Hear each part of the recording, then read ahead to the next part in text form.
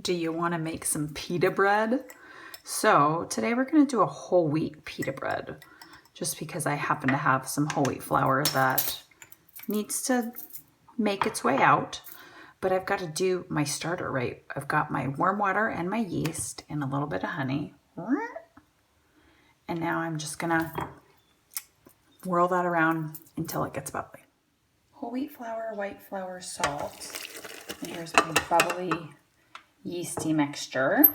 If you've never worked with whole wheat flour before, it's a lot drier than white flour. So if you're concerned about the dough, don't be afraid. It is what it is. Keep scraping down the sides and let this work its business for about 5 minutes. See, I didn't give up on the dough and it all came together. Kneaded 5 minutes. If you do not have a stand mixer, you can absolutely do this by hand, just like kneading it. But now we're gonna let it rest for about an hour. Dough out, rings off. Serious bread time. So we're supposed to divide this into 9 pieces. That is such a random number.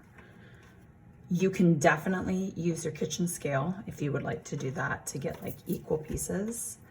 I am not going to rely on that today. Oh, this dough feels great.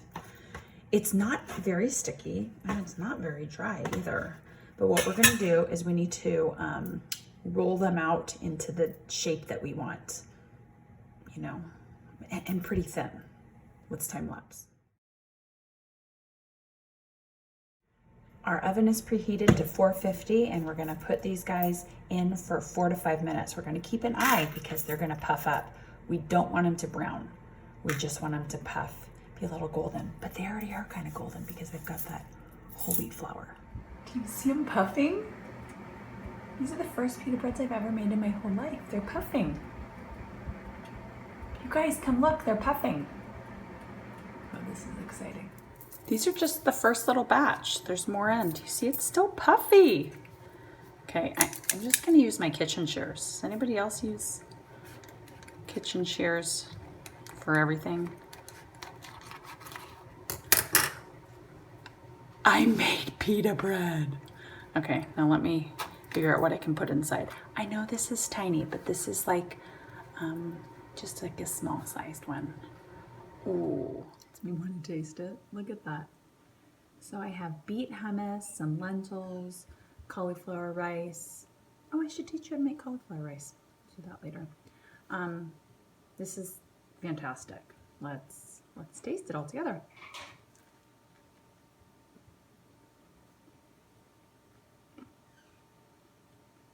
I can't believe I made pita bread today. That's really out of my comfort zone. But we did it together. So, it's fantastic. It tastes better than store-bought. Because sometimes store-bought, it's a little, I don't know how to explain. This is better. If you have some pita that don't open up, like this one, look, like it's puffed, and then it just kind of stopped. And you're like, oh no! Just cut it into little wedges. A little drizzle of oil. You could pop it in the toaster oven and you could turn it into pita chips. Wouldn't that be fun?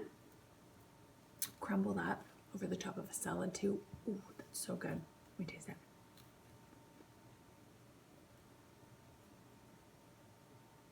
It's a happy day. We made pita. We made pita. So, I hope you try something new. And you get out of your comfort zone. And I wish you were here because this, friends, is really good.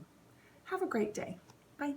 Side note, when you cut it with your kitchen scissors or your knife, sometimes it doesn't open all the way. So what I found, if I just take my knife very carefully and run it right along the bottom, it will open right up. Enjoy.